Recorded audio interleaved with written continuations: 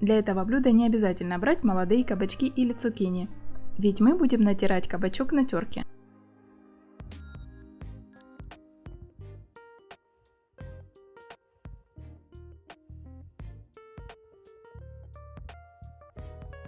Моркови достаточно одной, небольшого размера. После приготовления этого блюда остались овощи? Хорошо, потому что на этот случай в конце этого видео будет рецепт из кабачков и картофеля, а также вкусных оладий из тыквы.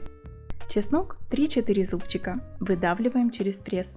Подписывайтесь на канал, включайте уведомления, чтобы не пропустить новые видео. Яйца, зелень, укроп и петрушка.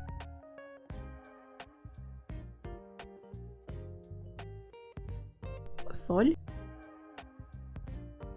специи для овощных блюд.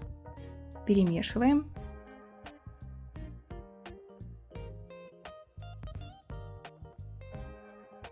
Добавляем овсяные хлопья.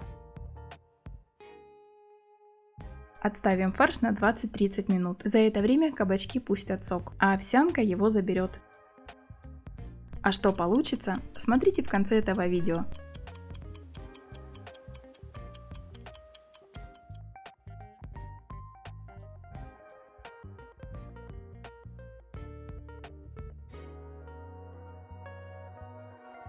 На разогретую сковороду выкладываем будущие котлеты.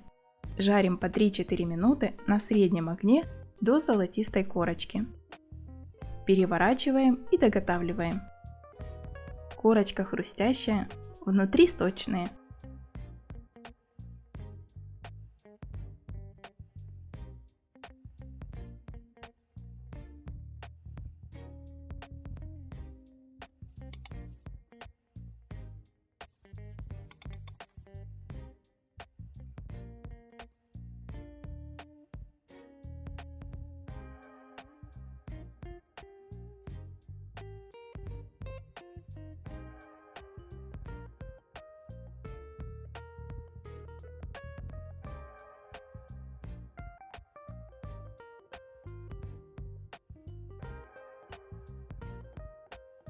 До встречи в комментариях и следующих видео.